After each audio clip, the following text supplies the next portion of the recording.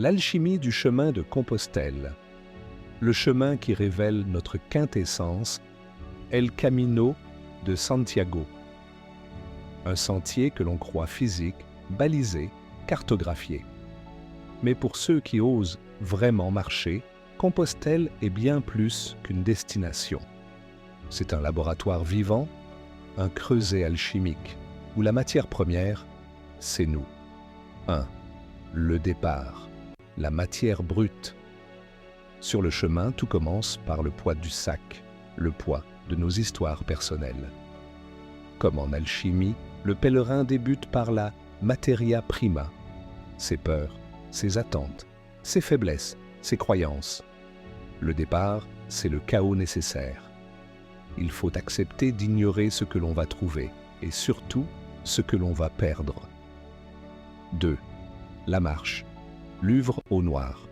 Très vite, la marche devient une forme de dissolution. L'œuvre au noir. Le corps proteste, l'esprit s'agite, et l'on découvre en soi des ombres qu'on ne savait même pas abriter. Le chemin met tout à nu. L'impatience, l'ego, les illusions.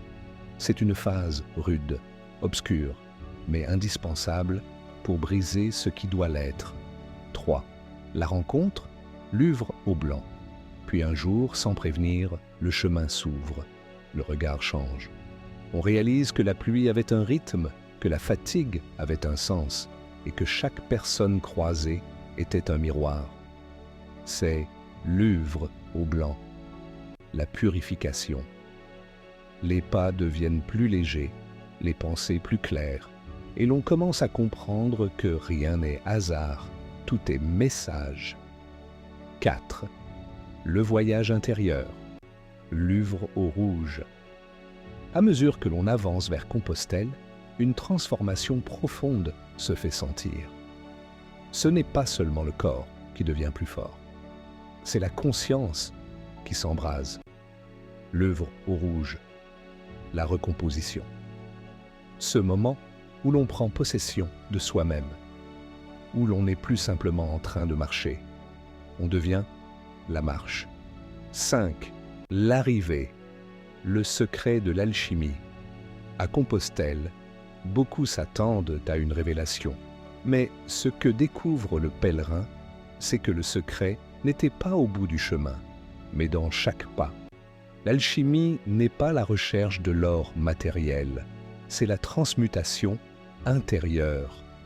Et le chemin de Compostelle est une forge, un rite de passage, un enseignement en mouvement.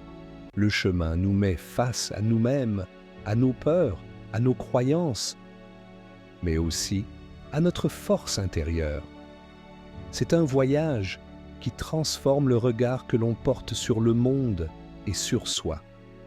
Si vous cherchez un outil concret pour évoluer, grandir, remettre votre vie en mouvement et vous réaligner, le chemin de Compostelle est l'une des plus belles expériences que vous puissiez vivre. Le véritable voyage n'est pas d'arriver à destination, mais de devenir la personne capable d'y arriver. Si vous décidez de prendre ce chemin, souvenez-vous, vous ne marchez jamais pour atteindre un lieu. Vous marchez pour vous atteindre vous-même. Buen Camino. Ultreya. Si vous avez apprécié ce voyage, merci de liker et partager cette vidéo autour de vous. Pensez à vous abonner pour d'autres vidéos sur le développement personnel, les récits inspirants et les chemins transformateurs.